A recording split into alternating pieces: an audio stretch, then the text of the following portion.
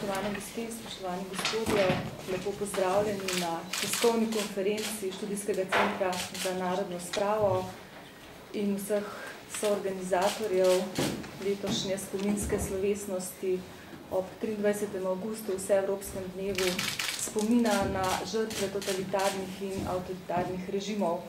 Ob sebi pozdravljam gospod Matejo Jančar, ki prihaja iz Inštituta dr. Jožeta Pučnika, ki je tudi eden od pomembnih soorganizatorjev letošnje spominske slovesnosti. No, na moji desni pa moj sodelavec, dr. Damjan Hančič.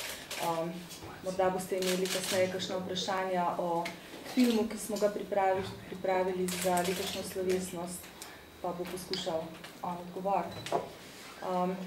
Torej, morda najprej nekaj osnovnih podatkov, ki ste jih sicer dobili tudi na tej mapi, ki smo jo pripravili za javnost.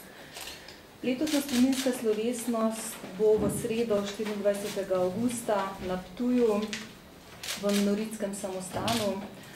Minoritski samostan Svetega Petra in Pavla je poleg že omenjenega Inštituta dr. Jožeta Pučnika, mestne občine Ptuj in Društva izobražencev Viktorina Ptujskega eden od soorganizatorjev letošnje spominske slovesnosti.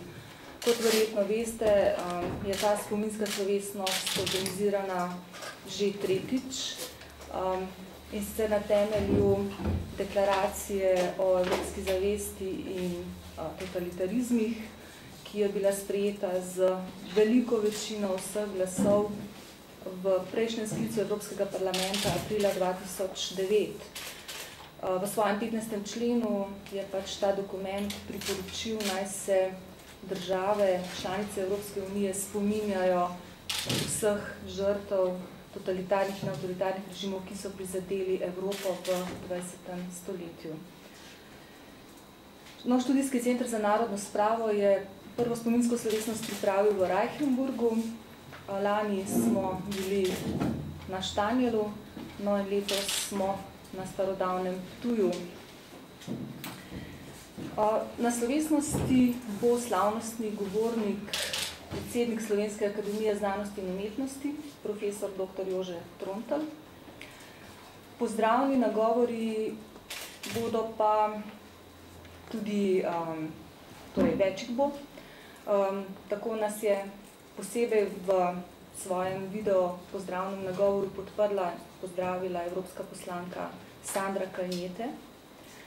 Sandra Kalniete je v Evropskem parlamentu dobro znana kot bivša latvijska zunanja ministrica in danes torej ena najbolj takih, bi rekla, odmevnih poslank, ki predseduje oziroma vodi v Evropskem parlamentu tudi skupino evropskih poslancev, ki si je nadela ime Sprava evropskih zgodovin in se pač še posebej zavzema za evropski spravni proces. Tukaj bi morda rada dodala, da v slovenskem prostoru spravni proces se zdi v zadnjem času malo zastaja, oziroma morda celo bi lahko govorili o neki regresiji tega spravnega procesa. Medtem ko v evropskem prostoru so pa te zadeve malo drugačne. Cela vrsta resolucij, deklaracij, izjav govori o tem. Zadnja od njih je prišla na dan v začetku letošnjega junija, ko je Svet Evropske unije sprejel osnutek sklepov, s katerimi podpira deklaracijo iz leta 2009, vse njene sklepe in govori tudi o politiki, ki mora stati ob strani zgodovinopisju in pa tudi o dolžnostih prava in pravne države, ne samo na ravni nacionalnih držav, ampak tudi na ravni Evropske unije v tem smislu. Rada bi poudarila še to, da nas bo posebej pozdravil tudi naš znani, cenjeni prijatelj Študijskega centra, dr. Ljubo Sirc, ki žal zaradi zdravstvenih težav ni mogel priti osebno v Slovenijo. Poslal pa je neko pozdravno pismo z zelo pomembnimi mislimi